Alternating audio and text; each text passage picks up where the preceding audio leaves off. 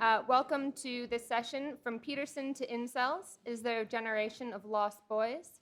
My name is Ashley Frawley. I'm Senior Lecturer in Sociology and Social Policy at Swansea University, and I'll be chairing this session, whose format you should already be familiar with. 5 to 7 minutes here, straight out to the audience. It seems that masculinity has gone from being the unspoken ideal of human beings, much castigated in sociology classes, I would know, to being in many ways a key problem of our times. Some see toxic masculinity as a social problem, lying at the root of domestic violence, murder, gang violence, and even Brexit. On the other hand, masculinity is sometimes seen as under threat, that there's a crisis of masculinity that leaves young men uncertain about their role in the world. Is there a war on traditional masculinity? What would a non-toxic masculinity look like? Why do so many young men today seem to be so drawn to thinkers like Jordan Peterson, who act like a father and tell them to buck up and tidy their rooms? To discuss this, we have, in the order that they will speak, to my immediate left, Elizabeth Hobson, Director of Communications for Justice for Men and Boys and the Women Who Love Them, and anti-feminist gender equality activist. To my immediate right, Rebecca Reed, digital editor of Grazia, an author and feminist whose first novel, Perfect Liars, was published this year. To my far right is Jan McVarish, a sociologist and visiting research fellow at the Center for Parenting Culture Studies at the University of Kent, an author of Neuroparenting, The Expert Invasion of Family Life. And finally, Nikos Sotirakopoulos, lecturer in sociology at York St. John University, and author of The Rise of Lifestyle Activism, as well as the forthcoming Identity Politics and Culture Wars, Understanding the Tribalist Mind. So without further ado, Elizabeth. Thank you. So, there is no generation of lost boys. The picture is far more mixed. There is certainly a demographic of men and boys who I do view as tragically, if not necessarily permanently, lost. They move through their lives apologizing for their male privilege and reciting mantras of consent, like there is never any reason to touch another person without consent. Let me tell you now that in the non-feminist sphere, there are many, ranging from romantic intent to camaraderie to emotional support in difficult moments. This tragic demographic is typically a product of the university system, particularly coming from departments like sociology. Sorry to Nikos, Ashley, and Jan. Some of my best friends are sociologists. It's no wonder to me that such piteous creatures exist, and it's not because patriarchy hurts men too. At the Battle of Ideas 3 years ago, a man I hold dear, John Waters, described life for men in our feminized society. And by feminized, I don't mean more womanly, by the way, I mean more feminist. He said that it's like being mugged in the street and the mugger is kicking your head in, and every so often he stops to say, "You're right." The rights of men and boys specifically are assaulted by the actions and inactions of the state in a whole host of areas here in the UK today. We won't protect boys from genital mutilation. The education of boys and men, healthcare provision, including mental health care for them, and their victimisation are secondary concerns compared to the education, health and protection of women and girls. They're discriminated against via quotas in education and the workplace, and they're discriminated against in the criminal justice system, where the presence of a Y chromosome is an aggravating factor that warrants harsher treatment. Worse than all of that combined, there are thousands of loving fathers who are prevented from fulfilling their responsibilities to their children by malicious women and an incompetent, if not ideologically corrupt, family justice system. And on top of this, men and boys find themselves the target of everyday misandry and vitriol on a scale so far beyond what's acceptable for women to be the targets of that it beggars belief. And just like John said in 2016, this is no accident or oversight. This is the work of hate-filled female supremacists who cosplay as gender equality activists. Feminism has made a concerted effort to lose our boys. Feminism, the belief that women are disadvantaged as compared to men, that this is a societal problem and that it needs to be fixed. Feminism, the project to increase the power of women with no clearly defined endpoint and regardless of the harm done to men and boys in the process. feminism, the dominant culture. However, there's a problem for feminism. With typical masculine resilience and innovation, men are carving out meaningful existences despite the injustices they face. Petersonians, men going their own way, men's rights activists, even the incels, are building communities that provide support and space to explore themselves and the world they find themselves in, liberated from the dominant and demonstrably false feminist narratives, as well as other politically correct dogmas. These communities are often accused of taking a victim stance in relation to the impact of feminism on the lives of men and boys that actually mirrors feminism's victim stance on women. The difference is that while women and girls are privileged as a sex, men and boys are genuinely disadvantaged, and pointing out the ways isn't reveling in victimhood, it's telling the truth.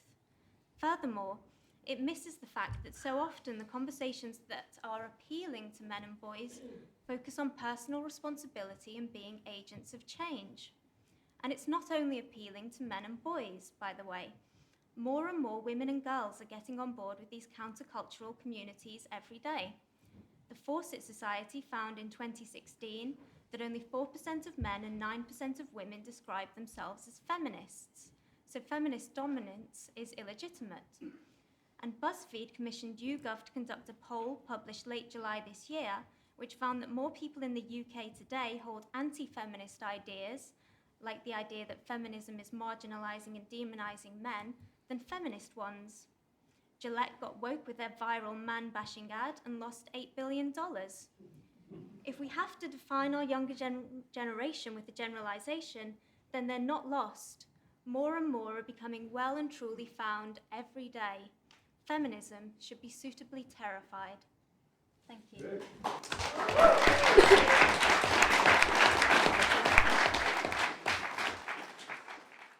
So I hear a lot of objection to the expression toxic masculinity, and I think probably we should clear that up straight away, that the intention of that expression is not to suggest that masculinity is toxic, but that there are toxic elements that can be part of masculinity. It's a bit like saying acid rain. It doesn't mean we hate water.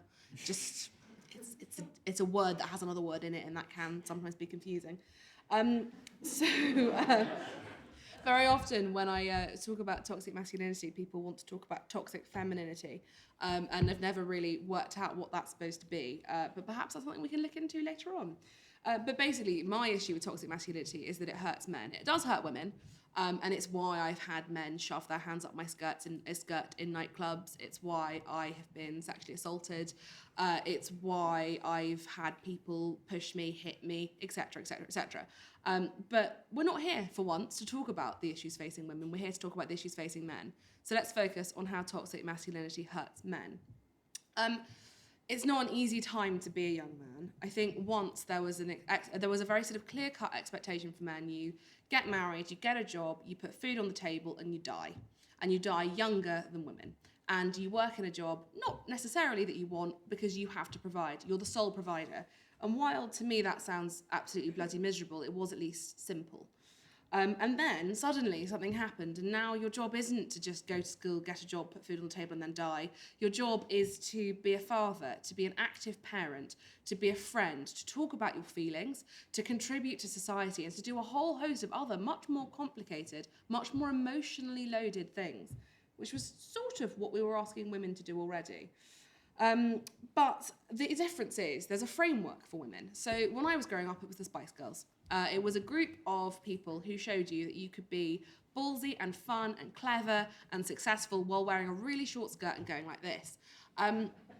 There's nothing like that for boys. There are no fun, sexy, cool, shoving a little bit of feminism in there as well, equivalents for males. So you go into the world, there's no structure for you, role models are pretty scant unless they are the people in your life, and we know that it's more often common for men to leave families or have to leave families than women. So you're more likely to grow up without a father than you are to grow up without a mother. So your chances of having no male role models full stop are relatively high, and we know from studies that's a problem. Some feminists will tell you that boys should be able to find role models in women. and perhaps one day that will be the case. But at the moment, we're kind of trained to want our role models to seem like us. So it's fair enough that boys need something to look at that refers to them. The next thing I would say that's made life really difficult for men is the death of lads mags. Now, it's generally, there's a perception that that feminists hated lads mags. Not true. I think they were bloody brilliant.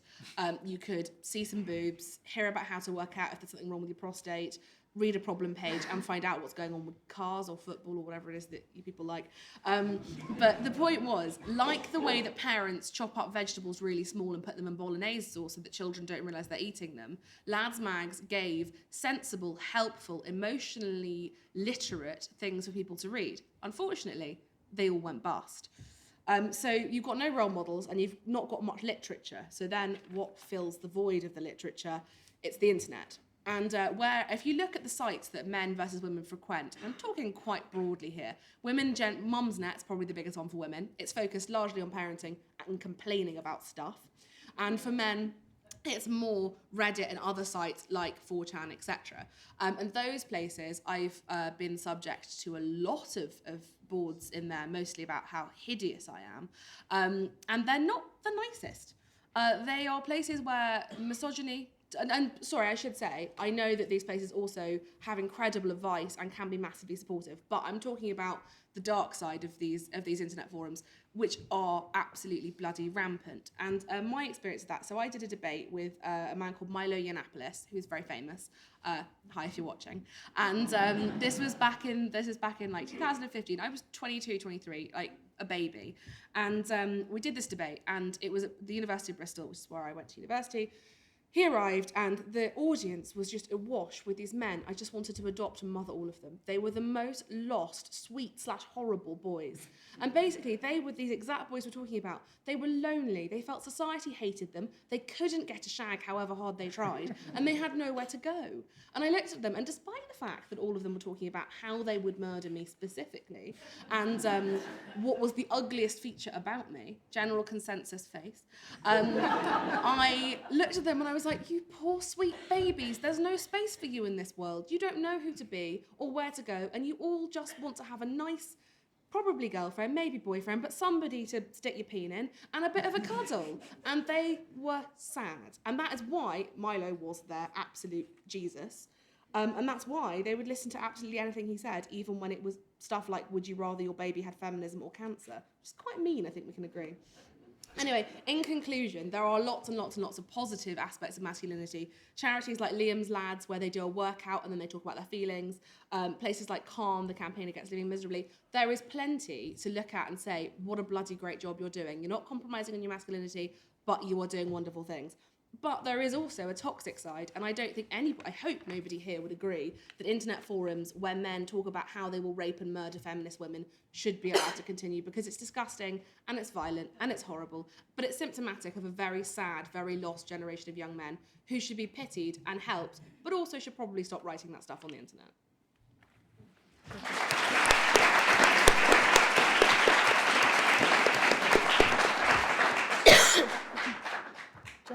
Thank you. Well, in defence of sociology and sociologists, I think the point of being here is to try to step back a bit, and certainly to try to step outside the men-women categories, which sometimes I'm in it, one or other, sometimes I'm nowhere to be seen close to either. So I think it's, to start with, to address the direct question of, is there a problem of lost boys, and to sort of pick up on what Rebecca was saying, I think it is true that women have been provided with a very positive view. Well, some would say it's positive. I have my doubts that it's entirely positive, but a notion at least of solidarity amongst themselves. And I think that's quite a comforting thing. It can be quite helpful to take you out into the world. And I think there's an apparent validation of ambition, independence, standing up for yourself that girls can play with and use for their own development. And those things are problematized hugely when it comes to them being applied to boys. And I think the focus of the session is on that transition point of moving from childhood through adolescence into adulthood, because I think that is, it's worth focusing on that particular time of life, I think. If you think about for young men, if they are to be ambitious, to be independent, to stand up for themselves, they can very easily be accused of perpetuating male privilege. And one of the demands that's often made is that they need to step back. You've had it too good for too long, and now's the time for you to step back. And I think it's not really surprising, therefore, that there are maybe particular problems, specific problems for young men moving into the world of adulthood. It doesn't mean that girls have it easy necessarily, but I think they might be different and therefore worth thinking about. And I think it's not surprising either that people might well look to Jordan Peterson. I'm looking at some of his videos recently because I couldn't read the book. It's just unreadable. So I'm afraid I could make neither head nor tail of it. So I watch videos instead, which is probably dumbing down, but I'm not sure that is the case when it comes to Jordan Peterson. But they, I don't think it's surprising that somebody who's offering 12 rules for life might well have a bit of purchase nowadays. Those kind of simple solutions, providing a very obvious kind of what looks like an obvious framework, actually telling very old truths, really. Make your bed. I mean, pet a cat because that's, it can add value to your day and you don't know whether you'll be alive tomorrow. These kinds of things can be said by a scout leader, a vicar, thought for the day, anybody. So they're very, very generic, but it's who he is that, it's because of who he is that it seems to have a purchase with a particular demographic, which is he has been somebody who genuinely has stood up for freedom of speech, freedom of thought, the importance of those things.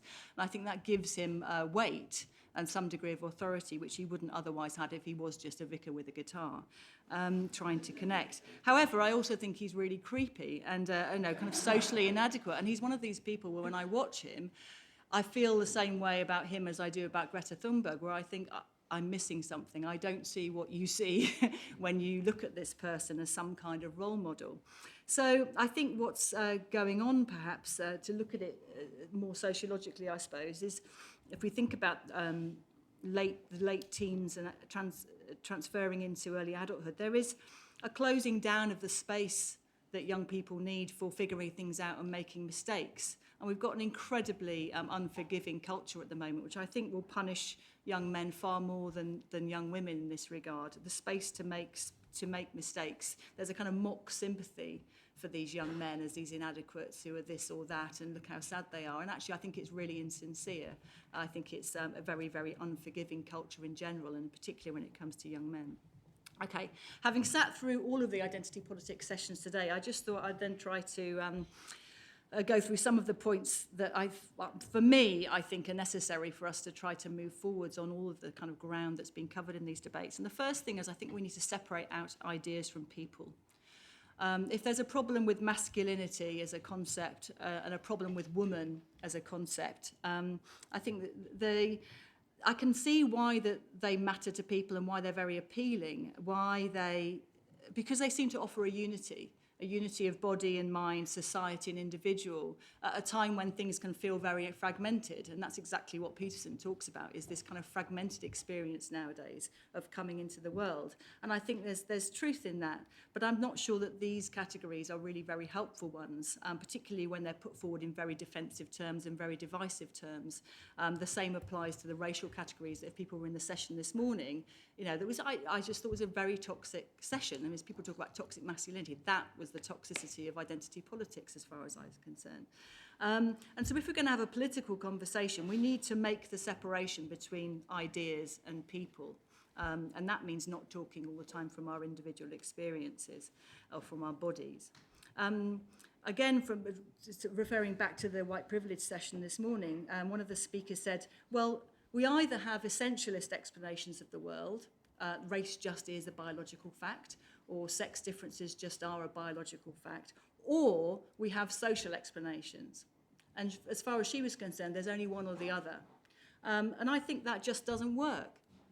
Those two things just don't work for us. It doesn't capture experience. There's an over-determinism there in the social, which didn't used to be there in social understandings of how we become individuals in the world and how social structures are formed.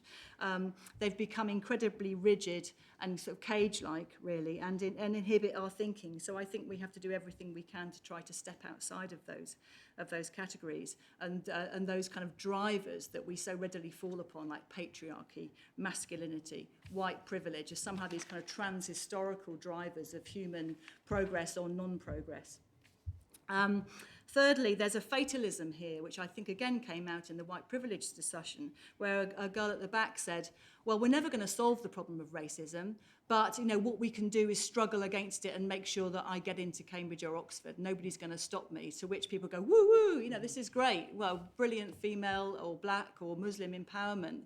Well, blimey, there's nothing we can do. It's with us forever, these problems. And I think the same applies in a lot of the discussions that are about gender relations and the particular problems of gender, which are just put forward in this incredibly fatalistic way, as if men are just this, women are that, women are better at the moment as far as we can see, men are worse, well, let's just hope that women win out. And I just think there's a funny combination of fatalism, nothing can really be solved, and evangelicalism, which is everything can be solved if only we change our attitudes, or if we only get in touch with our bodies, or if we do these very strange things which have got nothing to do with politics or trying to engage with the world as rational human beings. And to refer back to what was said earlier, people were talking about being animals, and I can't see how that gets us anywhere. We have to really push forward as human beings.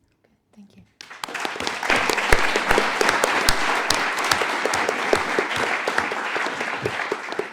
Nikos. Although the job title says sociology, I identify as a political theorist, but that doesn't persuade my head of department. So yeah, sociology it is. So the question, I guess, is there a crisis of masculinity? And I think the answer is yes, but in a way it's even worse. Because the crisis has to do with the values and it has to do with the traits that have been traditionally linked to masculinity, but I think they're actually essential for the flourishing of both men and women. So in today's culture, there is this undermining or sometimes a direct attack in the virtues that can make someone what I could call a sovereign individual, which means someone with agency and someone with having the capacity to overcome difficulties and at the end of the day, change the world. So let's think some of these traits, some of these values that were traditionally considered masculine, and let's see how today's culture deals with them. So a typical traditional masculine trait was the risk-taking, was this experimentation, this rugged individualism that was portrayed, for example, by the frontierman or by the explorer. And the image that comes to mind is, if you remember the Marlboro man from the posters back in the day where we're allowed to see posters with cigarettes. But this was not necessarily something that we should label a masculine trait, because this is important for everyone. So even female kind of path breakers, like, I don't know, Rosa Parks, they had this attitude that the world out there is for me to shape and for me to make sense. So where are we today? Today we find ourselves in a position that even seeing the Marlboro man is kind of prohibited. And now even vaping, not to mention smoking, we're considered to be too much of a basket case to be left alone to make the decision whether we're gonna vape or not. Another traditional masculine trait is dry reason and objectivity. The idea is that the world is what it is, and by using our mind, we're gonna make sense of it. And today, it seems like this has been substituted by a weird kind of emotionalism, an idea that emotions trump reality, and an idea that my self-identification based on my emotions is basically a mantra to the world, that everyone needs to obey by it. And actually, we celebrate in a weird way when people show this outpouring of emotions. Remember when Murray lost Wimbledon in one of the many times, I think 2012, when he cried, and he was like, oh, that is so nice. And there's also this weird narrative that a lot of men, for example, commit suicide because we don't let them have this kind of emotionalism in public, which I never found it a convincing explanation. Or think about the traditionally masculine, quote, trait of discipline and toil. Today, again, we have the opposite. Today, we live in a culture that celebrates comfort, that celebrates lowering the bar so that everyone feels like a winner. And if you want to see how this looks like, visit the university nearest to you.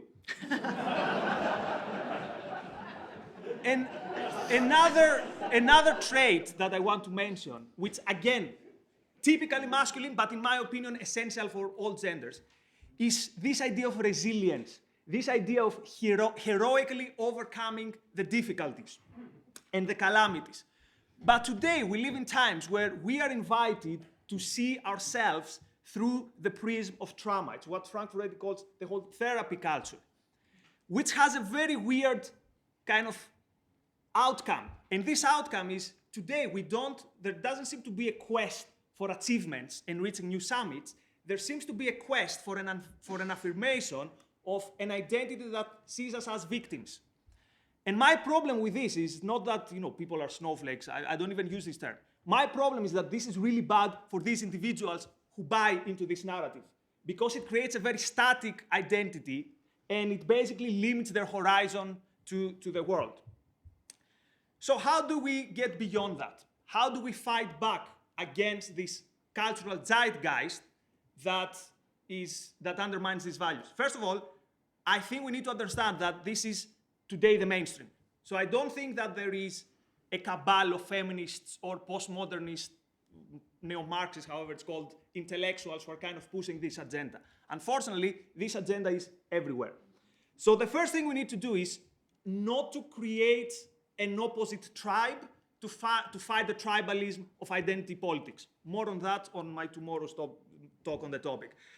But there's also something else that we can do. And this is to understand that, actually I agree with what you said, that there is already like a backlash. So I could spend a lot of time discussing whether Jordan Peterson is good or bad, or whether Joe Rogan is good or bad. But I think at the very, very, very end of the day, it doesn't really matter. Because what matters to me is what these people represent. And these people represent this, in a good way, countercultural attack to this retreat of these values. So at the end of the day, I mean, I could give a 2-hour lecture criticizing Peterson. If I would see him, I would say, thank you, because I think you've added value to my life, but also I think you've added so much value to the lives of others. And by the way, you're wrong in all possible ways, but what really matters, what really, really matters is I think this. So because there is this climate, I think there's no surprise that so many men and women, or people from all genders, feel lost.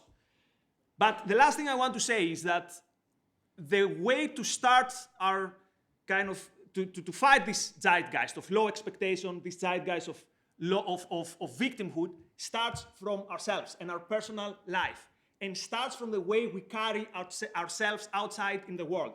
And this is why I believe that an aspiration to strength, emotional, physical, any kinds of frames, to beauty, and I don't mean beauty only with a superficial way, an aspiration to resilience and an aspiration to agency is today the most radical act that an individual can do.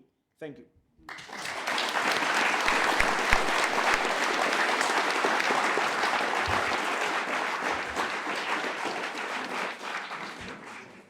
Okay, I want to go straight out to the floor. I actually have first-hand experience with an incel because I went out with one for 6 months.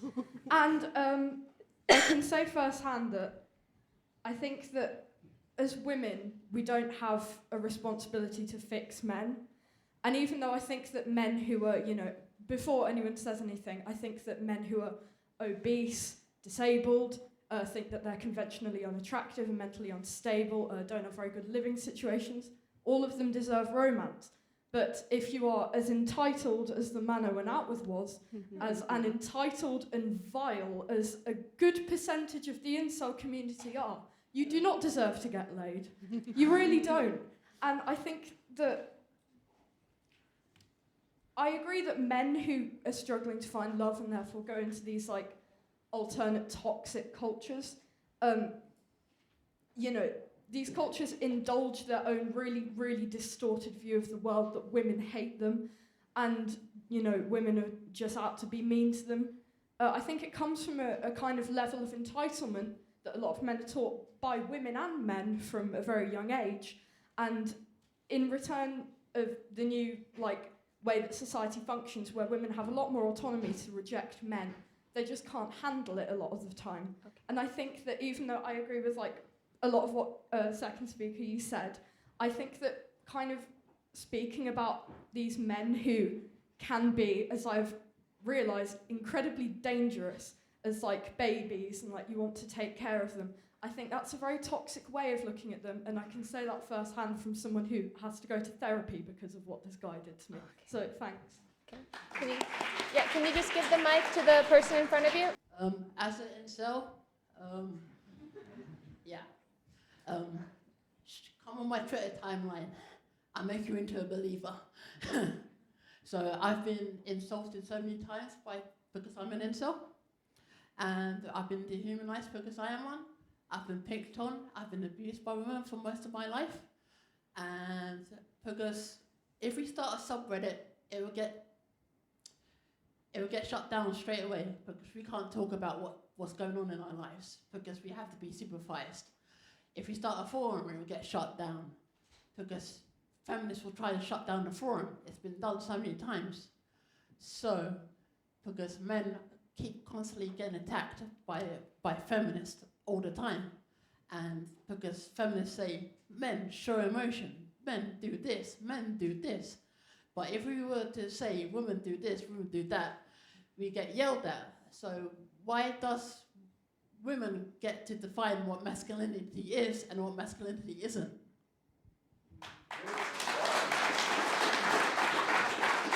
Again, come on my timeline and see what the abuse I have. Okay. You ain't seen nothing. Okay, thank you. Thank you. Very interesting discussion here. I think what's missing from the debate, I'm afraid to bring more identity politics into it, is a gay male perspective, of which I am one. Give me a clap. Thank you. Because I've got a very interesting perspective on this. I grew up with my mum. My dad left. It was my mum and my sister, and frankly, they were horrible. My mum accused me of misogyny. No, I just hate you two, not all women. There's a lot of women who are annoying. There's a lot of men who are annoying. I think there is a massive problem with toxic masculinity, as I experienced when I was at school. And this does spread over into the gay community, where you've got mask for mask, which I think is hugely damaging. Then at the other end, a lot of gay men do adopt the kind of negative qualities of women, and I think that can be equally damaging, where they kind of compete with each other to have as much kind of shade as possible. So I think what we need are more feminine values, but good feminine values, and I would counter what the gentleman at the end said. I think the movement of therapy is absolutely brilliant, and I think people should have more therapy, like this young lady. I think if men were encouraged, if it's a female trait, so be it, to think about their feelings, and also the fact that they may shock horror like men. If they don't, that's fine, I can choose from others. Because I think we've only had in the last sort of 15, 20 years the kind of idea of equality with homosexuality. So it's only a relatively new idea. It's become only more widespread recently, LGBT rights. So Okay. I think, I'd just like to end by saying I think it was very interesting that the young woman from Grazia almost quoted something from Donald Trump. It's a very scary time to be a young man. I just wanted to ask the panel what they think of this particular problem that a lot of people have with both feminism and Peterson, which is that when feminists often describe men, they describe incels, they describe rapists, they describe people who say nasty, misogynistic things on the internet. On the other hand, when Peterson describes young men, he describes people that are lost, people that have been completely unmotivated to do things in their life, people that have been ruined by feminism. But is there a sense in which actually this is confusing men with, say, Milo Yiannopoulos fans or Peterson fans, when actually men as a whole are not antisocial? They are normally nice husbands and fathers who obey the law, and on the whole, they don't have sex with people without their consent, and they can get laid, and they're not incels. Okay, to the person in front of you, please. In the 60s, when the conception really advanced to the stage that women could be freed from their roles as caretakers in the house, you had this massive move to freedom for women, which was an amazing thing at the time, and it freed many people from damaging, horrible marriages that they would have be forced to be in. But with this when this independence was gained, the role of the male father sort of started to disappear in many, many families. And sort of now the situation that we're living in at the moment is where men are having an increasingly diminished role in parenting, and that is leading to many, many behavioral problems. There's a direct correlation to single mothered families with young boys who more likely to end up in prison, more likely to do badly in schools, and that's part of the reason why boys are falling behind. but yet it seems here that the interests of feminism and the interests of men are sort of diametrically opposed here, when it would be bad to keep women in horrible marriages, but it's damaging mainly to the male son who is equally being in such a terrible position. And it seems here that it's a very concrete example of where the issues of men and women can't be further apart. And I just want to see how the panel has a response to this sort of a really big issue. Okay, great. Thank you. Anyone on the panel just want to jump in and come back on anything? You don't have to come back on everything. So we'll go Nikos, Jan, then Rebecca, and yeah. Thank you for your point. It helps me to clarify what I said about therapy and emotions. So therapy culture is not about therapy itself. Like, there's nothing wrong with therapy, and actually there's nothing wrong with people having all kinds of emotion. The question is, do my emotions relate to reality? Let me give you an example. So in New York City, they offer therapy sessions for the trauma caused by the victory of Donald Trump. Like, I'm not saying it sarcastically. I mean, I could imagine someone, I don't know, but could we all agree that sometimes our perception of what constitutes a trauma can be overblown by the whole kind of cultural zeitgeist? So that's one example. Another example is, again, in university campuses, for some reason, the most irrational stuff, the best example. So think about these students in the American universities. There's this liberal Jew conservative pundit called Ben Shapiro. So they said that Ben Shapiro is alt-right, which is, it's like saying Steven Gerrard is like the leader of Manchester United. And then they said, Ben Shapiro, we feel that he poses a physical threat.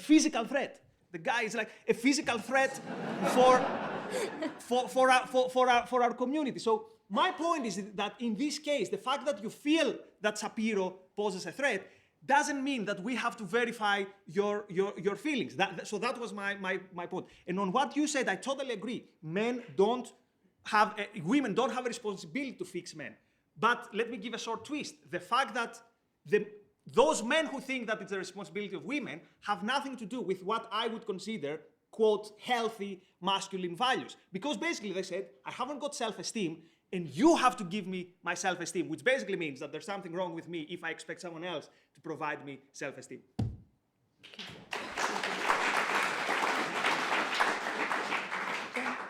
I don't know whether anybody saw, there was a documentary about Germaine Greer last year on the BBC, and there's a really interesting moment where she was complaining about women who, in the face of being with a man who was mean to them, moaned and cried and kind of said, oh, he treated me so badly and now I'm devastated and I don't know whether to go back to him.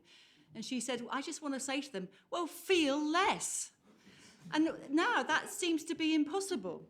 It's not impossible. We actually, we are not just the product of our immediate feelings. The whole point of having a brain like ours is that we can do something with it. And that's not to say you just suppress it and move to, put it into a spreadsheet and rationalize it, but it is that you can reinterpret it, you can give it meaning in different ways. And, I'm really worried by the inability to have a discussion without people sharing their personal problems. This is not daytime TV. This is the battle of ideas.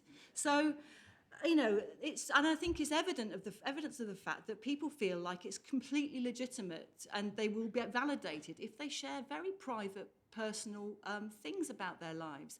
And I want to say, well, first of all, from a selfish point of view, I don't want to hear it. I want you to feel less and think more. But secondly, I don't think it's in your interest to go around sharing this stuff, because in a year's time, that will no longer be a very significant part of your life. And you will have moved on, and why would you put that out there in the public sphere? This is a public place. This is not you in the pub with your friends. So can we please have a conversation where it isn't prefaced with your personal experience and your personal suffering? We can all go there, but so what? What do we do with that private suffering? What do we do with that? We can't generalize it. If we generalize it, we make it crude. We actually draw it out of you and turn it into something really blunt and not personal, something that you can no longer share with your friends because we've generalized it. So how do we have a conversation in the public sphere about problems which actually probably are real problems. We don't really know. Nobody's bothered to define what they might be nowadays. We just talk about masculinity. We don't say, what's actually the problem here? Somebody will say suicides. Well, you look at the suicide stats, they're actually in a long-term decline. There was a brief spike last year, but that was because of the way in which suicide is now defined in legal terms. Male suicide is higher than women's, but it's the overall figure in a year is 6,500 people.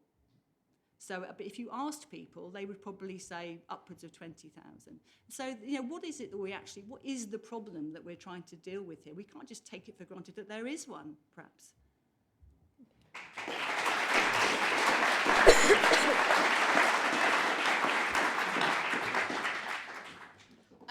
I'm not sure it's massively relevant, but I'm going to say it anyway. Just coming back on that discussion, I think what's happened is the best way to get into journalism as a woman is to sell a personal essay about something bad that happened to you. It's certainly what I did when I wanted to get into journalism. It's what all of my colleagues did. And we live in a culture that sort of fetishizes female pain. So if you sell an article about something terrible happening to you, it'll get published, and that's a really good boost for your career. Men don't seem to do that. I don't know whether it's because they don't offer it or because it isn't wanted, but it's a difference in the way that male and female journalists function. I'm going to go back to, so you made a really good point. You said, is it a bit unfair that you're calling these men at the Milos Yiannopoulos superfans babies and saying I want to breastfeed them? And I think you make a really good point, because what I unwittingly did was use similar language to what the judge at the Brock Turner trial did. He's a sweet little boy and he made a big mistake. And I think it's really hard as a woman not to look at young men like that and think, oh my God, you poor baby. And I do it. And when you were talking about being an incel, I just want to give you a hug. I'm so sorry that you're not happy. And I'm so sorry that you want a relationship and you can't have one. That is shit. And I'm really genuinely sorry for you. But it also a little bit frightens me, because I've seen what men, and it is generally men, can get like when they're angry long term. And you have to understand, and I would ask everyone to think about this, I am not saying I'm a perpetual victim. I am saying that if I get into a fight with 50% of the people in this room, or however many of you are male, chances are you'll win. Even if I'm heavier, even if I'm fitter, even if I'm younger, you are stronger. And it is hard walking through the world knowing that you are physically weaker than almost every second person. And it means you walk with your keys in your hand at night as a weapon. And it means you have hairspray in your bag just in case you use it as mace. And it means that you have to think about men as a threat. Whether that's fair or not, it's what we're taught. And it's how I have been brought up to value my safety and to protect myself at all times. And that is why incels frighten women, because that is the exact kind of man who can become radicalized and can become violent and can do damage. And I hold in tandem a terrible sympathy for anybody who can't find love if they want it, and a real fear of what that might do to the women around them.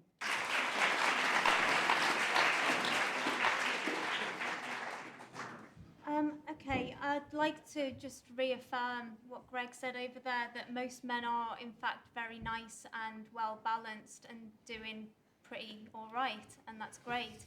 And it is sad that when men are kind of, we define men and we talk about what men are, we seem to miss that point very often. And I'd also like to talk about men's diminished role in parenting, which, causes massive problems for children. It's a real tragedy when meaningful access between children and loving fathers is not allowed to take place. And, I really very much hope that this isn't a problem, like you suggested, question, that it's men and women who are diametrically opposed. What I believe is that it's the well-being of men and children and wider families, opposed to this feminist lobby that's way too powerful. I was at a feminist protest recently about the family courts, and I picked up a leaflet, and they wanted to end the use of parental alienation in family courts, which is, that's a registered health, kind of mental health problem in the, what's the WHO booklet called? The ICD? Diagnostic Manual, yeah. It's a real thing that happens and causes massive trauma to both men and children and grandparents as well very often. They wanted to make any even the most spurious kind of evidence of domestic abuse permissible in courts. They wanted to end the assumption that children should spend any time at all with their fathers if there were any allegations. So, yeah, I hope though that more and more people, if we can bring attention to what these feminist lobbyists are saying in the ears of our politicians, that we can stand up and say, you know, this isn't right, we need a much fairer family justice system. And on the kind of therapy culture and feelings kind of thing, last point, okay. You know, I was brought to mind of the Hayat Lukyanov book, The Coddling of the American Mind, where Lukyanov noticed that everything that's going on with the kind of on university campuses is indirect opposition to what he learned in his CBT training. And CBT is a form of therapy that has shown really high levels of success. And it trains people, you know, like Jan was saying, you can feel less, you can learn not to think in such black and white terms, you can learn not to catastrophize. But more and more we seem to be teaching each other, especially on campus, to do exactly that, to catastrophize and to think in black and white. So hands up high. We're going to go to the back. Thanks for a great debate so far. I was just wondering whether maybe part of contemporary male estrangement with the idea of feminism is maybe because, particularly for men and women under the age of 28, there's been a real sort of drastic change in, you could say, the success that women are experiencing. So every single female friend of mine is doing amazingly in life. Like, they are doing so well, and like they're working at the best banks, best law firms, they're working at international organizations, they get better grades at university, they're more likely to go to better universities. And, you know, I say that as someone, I think when you go to lots of my male friends, you'll sort of say, well, are you a feminist? And they'll say, well, I agree with a lot of the principles. I love equality of opportunity. I'm very, you know, I'm pro-choice. The idea that women are being sexually harassed, as many of my female friends have been, is disgusting. But I see all my female friends doing a lot better than me in life. And I'm constantly, again, this isn't necessarily my point of view, but it's what I hear a lot of my male friends saying, and I'm constantly getting put down, even though I'm doing less well than them in life. And there was actually I work at an international law firm that's just around the corner, and it was on our second week, and all the men got put in a room and told, don't sexually harass women, which, as a gay man, I wasn't planning on doing. But all the women get taken next door, and they do a terracotta pot making class, which reinforces some certain, you know, dubious stereotypes. But they do it with all the female partners as a sort of women-in-law networking group, and we're all being told, don't rape women in one room. We're not planning on doing it, whilst all these fantastically able women who went to Oxbridge and LSE and Durham and Bristol and all these amazing unis, and actually probably got better law grades than the guys in the other room, are getting told, you really need to step up with your career. And we're all there like, you know, it's not like men just hang around with men in the city anymore, I think, for the people under the age of 28. So I'm just wondering whether that's part of the reason. I've gone on a lot. Sorry, thanks. Do you want to pass it to the man in the black shirt? If a toxically masculine behavior, in whatever way you define that, say penetrative sexual violence, like an example out of the air, is not unique to men because it can be perpetrated by either sex, then is it not maliciously false to label it a toxically masculine behavior when it is just a toxic behavior? You say yourself, it's the acid component of acid rain that is bad. It doesn't matter what liquid is suspended in, it'll burn you. Okay. Okay. Yeah. Thank you. No one's made the gag yet about how disgusting it is, the gender imbalance on the panel, but so I've made it now. Brad Pitt in the 1997 film Fight Club said, we're a generation of men raised by women, and there was a very interesting point made over here, only taken up by the one person, which is that we are a generation of men raised by women. And I really do think that the point that Rebecca Reed, I think, made about the Spice Girls is a very interesting one. I think there is a real problem, and I might be wrong. I've been interested in in your views about this, because I think there's a real problem with male role models. There's a debate going on, I mentioned this in another discussion earlier, there's a debate going on in France at the moment, which is seen as kind of an extreme right-wing debate about the fact that they're introducing IVF treatment for lesbian couples, for example, and single mothers. And there's a lot of Catholics and other people who are angry about this, because basically it says you don't need a father anymore. You don't need to have a father. You don't even need to know who your father is. And I don't know if that is a problem. I'm really interested. Maybe I'm just old-fashioned as far as the debate is concerned, but I'm genuinely interested to find out whether or not we do have a problem with the fact that we have allowed the breakdown of the family, the breakdown of the male-female family unit to go too far. I don't know what this means, but to go too far. Okay, the woman here, yeah, the plaid shirt. There's been a lot of discussion about kind of typically female or typically male character traits. Males being rational, a feminine trait being emotional. And I was just wondering whether, rather than valuing one character trait over the other, actually we need to have a balance between the two, and that is the healthy ideal for all people, whether or not we are male or female, and that we don't have to define those characteristics necessarily as being male or female. And that actually, as people, we need to all strive to have a balance of those things. And that talking about emotions is not necessarily indicative of emotional incontinence, but is actually a healthy way to develop emotional intelligence for all people, again. And also, with the diminished role of the father, actually some initiatives such as shared parental leave actually encourage the role of the father more, so that both male and female parents are able to take an equal role in the care of the child. I would like to ask the panel, my observation about the issue with incels is that we have an extreme intolerance for expressions of genuine male anger. So my friend over here, who self-describes as an incel, he will say to you that the incel forums is a legitimate place, a safe space even, okay, I don't think he'll like me calling it that, but for them to express male anger.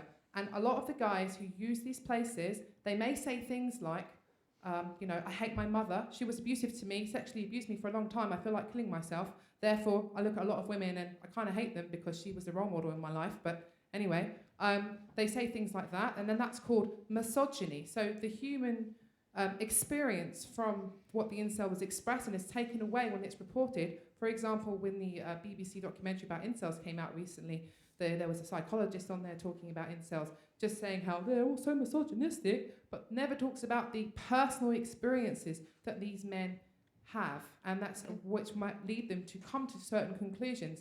And in these forums, this is often the last place they have before they potentially kill themselves. Okay, and any talk about killing other people is a very small minority, as it always is in society. Someone who is a sociopath or psychopath is always like less than 1% in our society. So it would be the same in incels. Okay. They are not overrepresented in that group. Got it. So sorry, I just want like you to comment on my opinion that we have an intolerance for genuine male anger as compared to female anger, because female anger is allowed to be expressed online and in person, and people don't think that female anger hurts others in the same way that men do. And I would say my friend here would tell you that that's not the truth. Thank you. Thank you. Okay, Meg, and then you're the last one. Okay. Now that we have a much better world in which there is a powerful LGBTQ voice, but at the same time we're aware that things like the lack of a male parent is not a good thing, and that fractured households are not a good thing for this, for society in general. Is it not incumbent on everybody to just treat each other as individuals, regardless of whether you're a gay couple, you're a heterosexual couple, or whatever, for the benefit of society?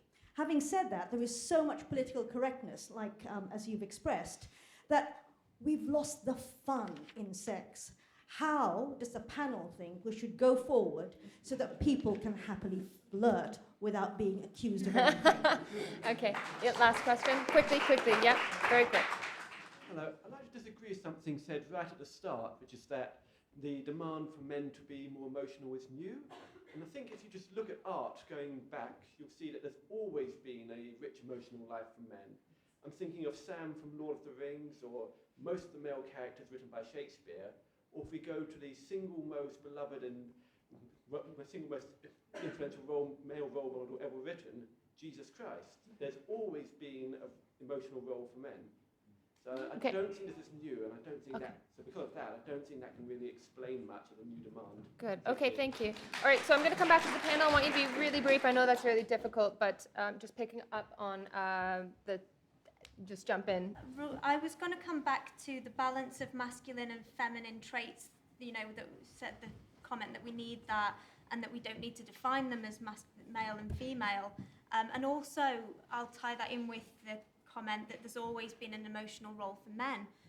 So I completely agree that, you know, there are positive male and female traits, and we really would benefit from having a healthy balance of both of them in everyone. But I mean, I think there naturally there has always been an emotional role for men. But I've been reading this book called Fatherhood Reclaimed by a cosmopolitan writer called Adrienne Burgess. And she talks about how throughout history there's documented evidence of very nurturing fathers.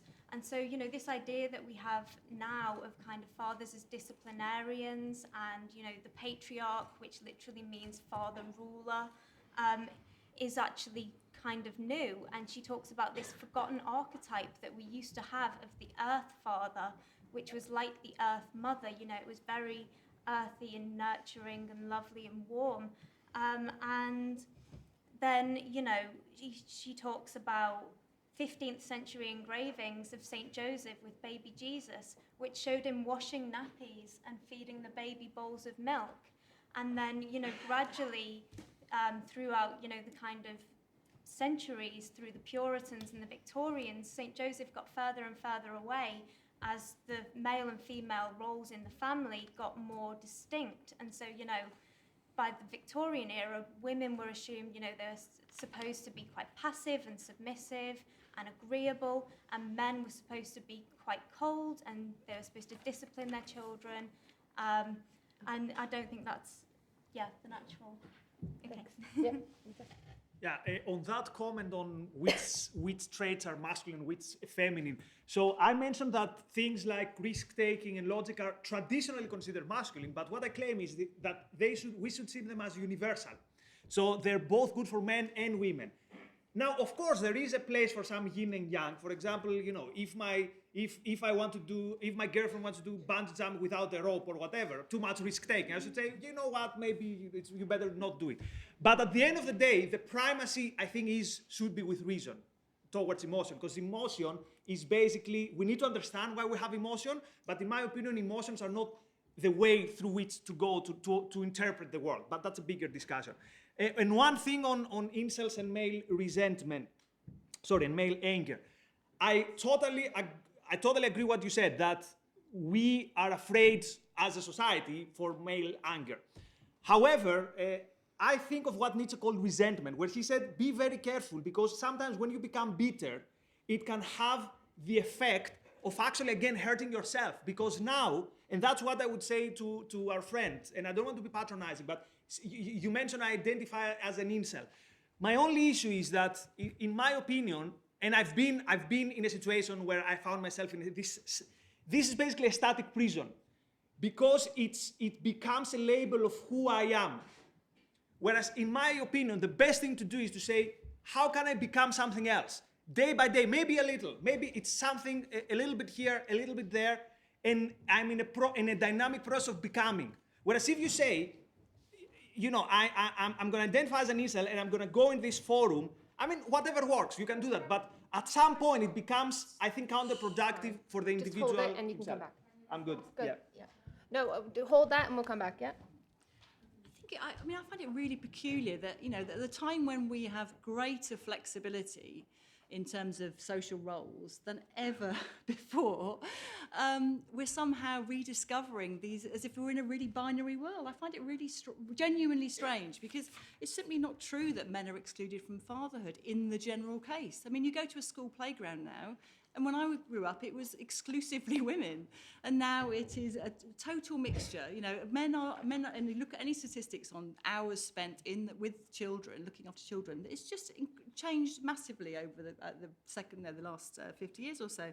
So I find it really interesting that we are continually trying to sort of re-describe the world as if it's still Victorian. It's quite odd. I mean, it's there in the race discussion as well. You know, talking about slavery and 1750s definitions of whiteness. You think, why do we need these? Why are we borrowing the past and the certainties of the past to kind of navigate our way today, when actually there isn't the same kind of constraints upon us? And it's a very funny thing, because these new binaries which are being rediscovered of male, female, black, white, cis, trans, straight, LGBT, etc., incel, whatever the opposite of that is. You know, it's like these identities are either alien to us, they're socially imposed, or they're all we are. And there's no space there for actual the genuine freedom that is now possible for us, which is to be women who work and also have kids, men who work and also spend time with their babies. It's just self-evidently the case that this is how we're living. So we need to explain to ourselves why on earth we're so desperate for the certainty that the old binaries, kind of redeveloped or rediscovered, seem to provide for us, because there's something quite peculiar going on. Okay.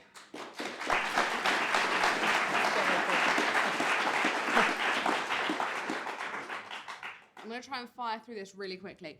In the corner, women, I'm 28 too. I'm probably in fact, I am more successful than all my male friends. The second I have a kid, that will probably go down the shitter. And that's the problem, basically. Yes, absolutely. White middle-class women do incredibly well until they have children, and then it kind of falls apart. Toxic masculinity up there, come talk to me afterwards, because I don't have time, and it's a really good discussion. The two things I really want to say. Number one, this isn't going to be popular. We're talking about this like all fathers want to be fathers and they're separated from their kids. The reality is lots of men do leave, and lots of the time men start off with good intentions about seeing their kids, but when they're cut off from the family in a romantic sense, they drop off in their obligations towards their children. I spoke to a solicitor recently. He told me that when they do arbitration for who gets custody, they will ask the father what their child's shoe size is, and apparently 9 times out of 10 they don't know. The reality is, for as long as women are doing the majority of the childcare in a two-person relationship, when the relationship breaks down, it will be assumed the woman is the better carer. That may be completely untrue, but if we liberate women from the oppression of having to, some women want to, but having to always be the childcare provider, we will then create a system in which men are more likely to be given custody. The thing I would say in closing is that everybody knows somebody who's been sexually assaulted. Nobody seems to know somebody who's done the sexual assaulting. So when we talk about being taken into a room and being treated like a potential rapist as a man, that must fucking suck, and I'm really sorry. But the reality is, all of my girlfriends have had someone try and stick their fingers up their knickers on a night out in a club, and that's not acceptable either. Clearly the educational system maybe isn't working. Something has got to change, because that's not acceptable. Okay, so we're going to come back out to the audience for very quick, very brief points. Yeah, what's been missing from this discussion, because you said the lady from Grazia, woman from Grazia, sorry. Rebecca. You know, what is the toxic feminine? I'm a therapist. We talk about the shadow feminine, the shadow masculine, the positive feminine, the positive masculine. In the case of, for example, domestic abuse, many reliable statistics show that 40% of domestic abuse is perpetrated by women. There's a lot of sexual assault perpetrated. Which does mean 60% Can I of finish? men. May I finish? There's a lot of sexual assault perpetrated, sadly, by mothers on young children. That's not really talked about. There's a lot of very bad behaviour by women. So when we talk about toxic masculinity, we're missing out a quarter of the picture, because there's a positive masculine, the positive feminine, the negative feminine, and the negative masculine. It's a quadrant. So the problem with some feminism, it's very unbalanced. And feminism has, in some cases, advanced by coming up with a new catchphrase that can create new books, new articles, new careers. And we need a balanced picture. Okay, good. To this woman here. To that woman, yeah. I'd like to return to fatherhood and the absence of fathers from the lives of both girls and boys, and the detrimental impact that has on all children growing up. I think there is a situation where I too see lots of fathers in the playground. I live quite close to a school, and roughly 40% of those children are taken to school by a male figure these days. But I also work with men who are excluded from their children's lives because women are embittered and they do not feel they need that man in their life, and they exclude that man from their children's lives. This is not a case of men walking away from their children.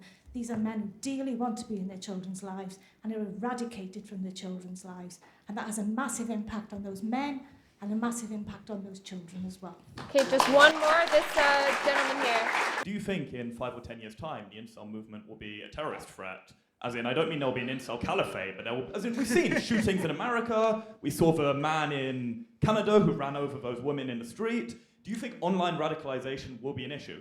Do you think that will be an issue going forward? Secondly, what Rebecca said about the men just wanting love, being unable to get laid, it seems to me there's a distribution issue here, and I'm an economist, and please no one laugh at this, but in a framework, if we agree there is an issue, these people don't have sex, it would be beneficial if they had sex at least occasionally. If we had a framework where prostitution was legalized, would it be in the government interest once a year to give every person the going rate and a voucher that they could use on a prostitute, or if they didn't, they could spend it on Amazon? And look, there's a lot of tips here, but I think this can help give them the confidence, because a lot of what gives people the ability to not be an incel is inherited and distributed unequally. High handsomeness, charm, charisma, inherit money, these are things that I think there is a lot of inequality and in the ability to get sex. And I think for government, telling everyone, first round's on us this year, would genuinely help solve the solution. And please, this isn't as funny as it sounds. Okay, thank you very much. Okay, so, all right, 1 minute each in the reverse order. Two very quick comments on whether incel is going to be a threat. It depends on whether we go full down the tribalist path that we currently do, because then every single tribe is going to be a threat, because that's going to be the only game in town. These are final words, right? Yes, okay. 1 minute. Less than a minute. So someone mentioned Tyler Durden from Fight Club, and think what Tyler Durden did, not at the end when he blew up stuff, but he didn't just create a circle of complaint. They did stuff, they did a bit of sparring, they did a bit of push-ups, they did a bit of engineering, whatever. So for me, that's the positive thing to take away from Fight Club. Masculinity is not about being bitter and complaining, although I understand that this can be a part. It's about trying to make yourself something better. And this applies for men, women, all human beings, and that's the only way forward, in my opinion.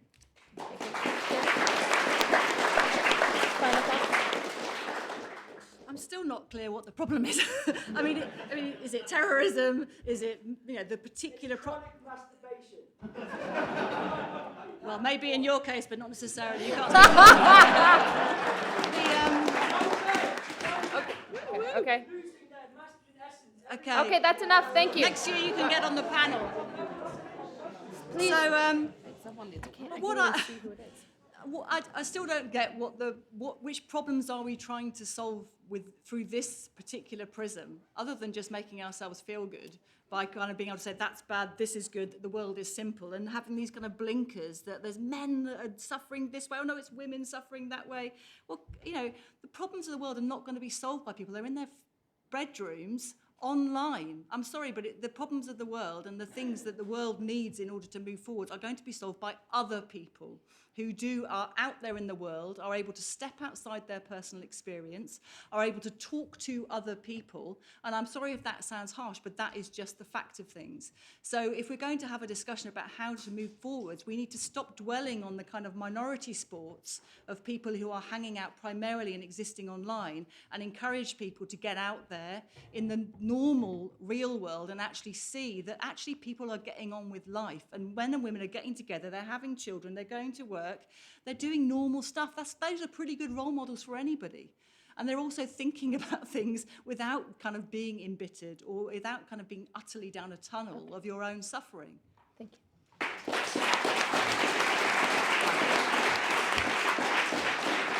Very quickly.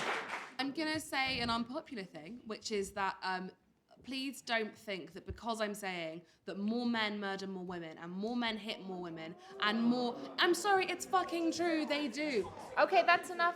It is completely true that more women are murdered by men than men are murdered by women. That is an objective Please stop. truth. However, what I would say is, number one, you can come talk to me afterwards. Number two, my takeaway from this would be to try and take the words of Taylor Swift, who said, I want to be defined by the things that I love, not the things I hate. And let's not define ourselves by the things that we don't have, whether it's being an incel or being an anti-feminist or being anti-anything. Define yourself by the stuff that you do and that you do care about. It's infinitely more positive.